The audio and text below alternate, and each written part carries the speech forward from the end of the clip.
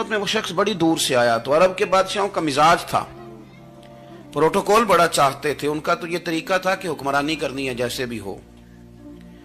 अगर किसी गुलाम ने धूप में बंधा रह गया, ऊंट और छांव में नहीं बांधा तो दुर्रे मारते थे, और अगर उसने खोल के बांध दिया तो फिर भी मारते थे। कहते थे इतना सियाना हो गया तो उन्हें पूछा ही नहीं, खुद ब खुद ही बांध दिया। वो शख्स हुजूर की बारगाह में आया और बहुत सारे लोगों के पास क्योंकि वो जाता था अपने सरबराह का पैगाम लेकर, तो वो कांप रहा है जब हुजूर की बारगाह में गया, डर रहा है। अब जरा बात को समझना, नबी पाक सल्लल्लाहु अलैहि वसल्लम ने उससे फरमाया क्यों डरते हो, सादा आदमी है, देहाती है, बद्दू है।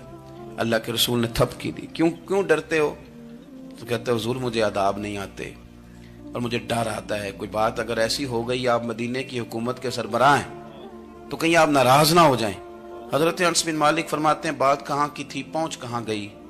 जब उसने ये कहा ना कि आप तो हुकूमत के सरबराह हैं, कहीं कोई गलती ना मुझसे हो जाए, तो नबी पाक की आंखों में आंसू आ गए, हुजूर रोने लगे और नबी पाक सल्लल्लाहु अलैहि वसल्लम फरमाने लगे ना भाई, तो किसी हुकूमत के सरबराह के पास नहीं आया ना, तू तो उस बेटे के पास आया है जिसकी माँ गोश्त के खुश्क टुकड़े खा के भी गुजारा कर लेती। मैं तो एक गरीब माँ का बेटा हूं।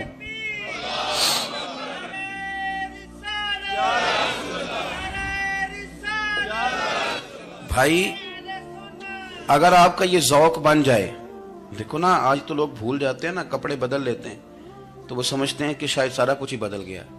यानी गांव से आकर पढ़ने वाले भूल ही गए हैं कि किसकी माँ ने कितना जेवर बेचा। लोग भूल जाते हैं चीज़ों को। अपने माजी को याद रखें, आप लोगों के साथ प्यार करें, आप लोगों को मौका दें, आप थोड़ी सी और कोशिश करें उस शख्स तक जाने की जो आपको मायूस नजर आ रहा है, परेशान नजर आ रहा है। ये हमें मिलाद वाले महबूब सल्लल्लाहु अलैहि वसल्लम ने दरस दिया। एक और पहलू, हुजूर सैयद आलम सल्लल्लाहु अलैहि वसल्लम ने, हमारे यहाँ ना अभी भी बरादरी की तकसीम है, अभी भी, और कुछ मैंने ऐसे कमजोर लोग भी देखे, ये इस तरह की हरकतें हारे हुए लोग करते हैं। हारे हुए लोग जो अपने आप को समझते हैं कि मैं कोई बड़ा आदमी हूं। बड़ा आदमी तो अपने अखलाक से होता है, अपने किरदार से होता है, अपनी सखावत से होता है, लोगों से प्यार करने से होता है। बाकी ये कि बैठ के कहानी सुनाना कि मैं बड़ा कुछ करता हूं, तो जो कुछ करता होता है उसे सुनाने की कोई ज़रूरत है। एक और बहुत सारे लोग आप ताज़ियत करने जाए ना वालिद के इंतकाल के बाद, तो उन बेचारों को बताना पड़ता है कि अब्बा जी मेरे बगैर दवाई नहीं खाते थे।